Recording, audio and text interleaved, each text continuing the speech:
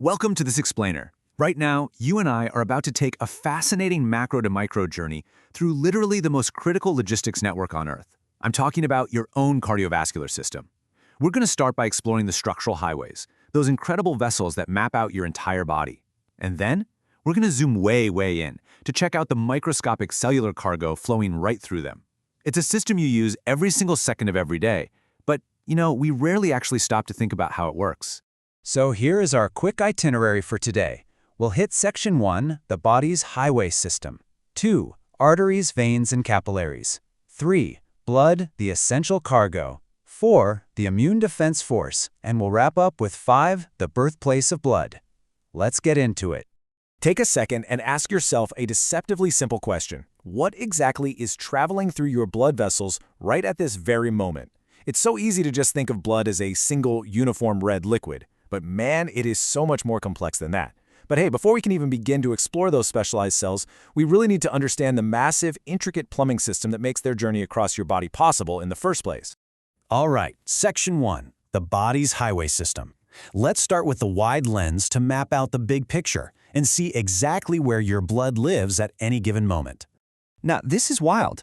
You might instinctively assume your blood is perfectly equally distributed across your entire system, right?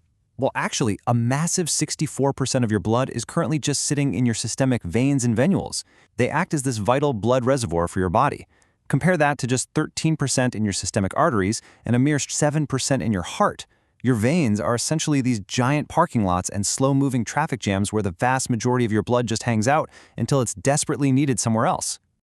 So the start of the outbound journey begins at the largest artery in your body, the aorta. Think of it exactly like a central, high-speed interstate. Because it's an elastic artery, it literally expands when your heart pumps and then recoils to propel that blood onward, even while the heart's ventricles are relaxing. From the ascending aorta up to the arch and all the way down into the descending aorta, this is the main supply line for your entire system.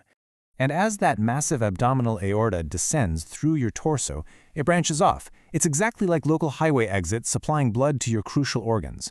You've got the celiac trunk feeding your liver, stomach, and pancreas. You have the renal arteries taking blood right to your kidneys, and the gonadal arteries supplying the reproductive system. Finally, it terminates by splitting into the common iliac arteries, and those carry the blood all the way down into your pelvis and your lower limbs. Moving right along to Section 2, arteries, veins, and capillaries. Let's see how the physical architecture of these different vessels perfectly matches their very demanding jobs. So, the crucial takeaway here is contrast.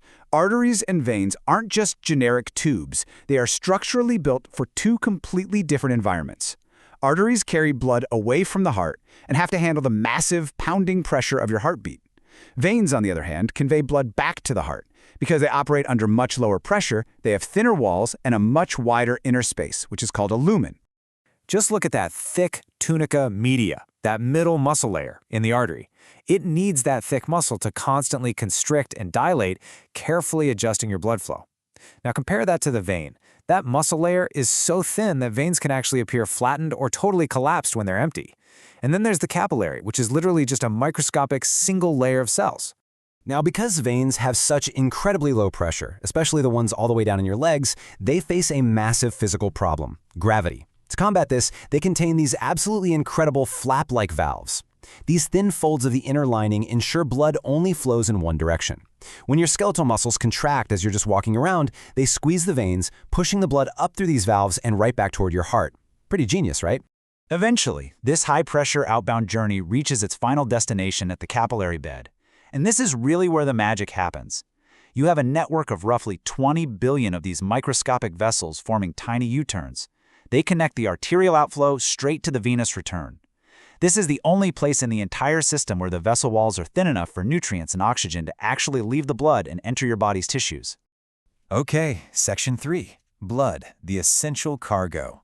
We've mapped out the roads and the architecture, so now it's time to zoom in microscopically and look at the actual vehicles traveling on them. Talk about a tight squeeze. These outbound driveway deliveries are incredibly narrow. Red blood cells, or erythrocytes, literally have to squeeze single file through capillaries that are only 5 to 10 micrometers wide. Inside these tiny cells is a cytosol packed with hemoglobin molecules, which actually make up about 33% of the cell's total weight. That hemoglobin is exactly what holds onto the oxygen that is keeping your tissues alive right now. Because these red blood cells are so absolutely crucial, doctors carefully monitor their numbers. When you get blood drawn, they'll often check your hematocrit. This is just a measurement that tells us what percentage of your total blood volume is made up of these essential red cargo ships. It's a fantastic baseline indicator of your system's overall transport capacity. Normal ranges do vary slightly by gender. Adult females average around 42%, while adult males average around 47%. Knowing these baselines is super helpful because it allows us to instantly spot when something in our body's transportation system has gone off the rails. For example, if your hematocrit drops significantly below those normal ranges, you have a condition known as anemia. This means you literally don't have enough of those red vehicles to deliver the required oxygen. On the flip side, if it spikes above 65%, which is a condition called polycythemia, your blood becomes incredibly crowded and thick. This drastically increases the friction in those tiny vessels, leading to high blood pressure and severely increasing your risk for a stroke. Moving on to Section 4, the immune defense force. Because oxygen deliverers aren't the only cells in the stream.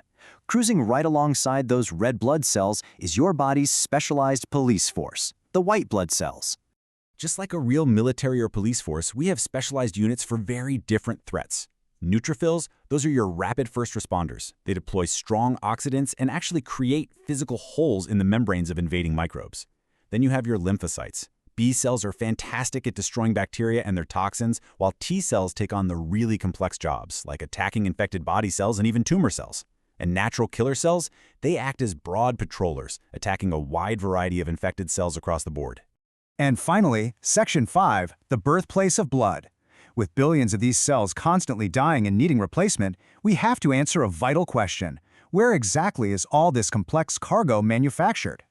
Well, the process is called hemopoiesis, and your body's factory locations actually move around as you grow. Before you were even close to being born, blood first formed in the embryonic yolk sac. During the fetal stage, the manufacturing moved to your liver, your spleen, and your thymus.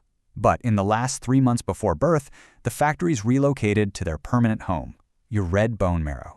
What's really cool is this whole manufacturing process is highly automated by specific hormones. For instance, if cells in your kidneys detect an oxygen shortage, they'll release a hormone called EPO to trigger your bone marrow to pump out more red blood cells. Meanwhile, your liver produces TPO to stimulate platelet formation, and cytokines regulate the development of all those specialized white blood cells we just talked about. It's a completely automated feedback loop. And finally, protecting the central engine that drives this entire highway system is the fibrous pericardium. Your heart doesn't just sit exposed in your chest. It is wrapped tightly in this tough, inelastic outer connective tissue. This vital shield anchors the heart and ensures that even when you are exerting yourself to the absolute max, the heart can pump safely without overexpanding. It's truly mind-blowing to think about the continuous, non-stop hemopoiesis happening inside your bones right at this very moment. As you sit here watching this explainer, millions of new cells are being pumped into a perfectly architected highway of arteries, capillaries, and valved veins, keeping your body's essential cargo moving without you ever having to lift a single finger. It leaves us with one provocative thought. Considering the sheer brilliance and delicate balance of this internal logistics network, what are you doing today to keep your hidden highway running smoothly? Thanks for hanging out with us, and keep exploring.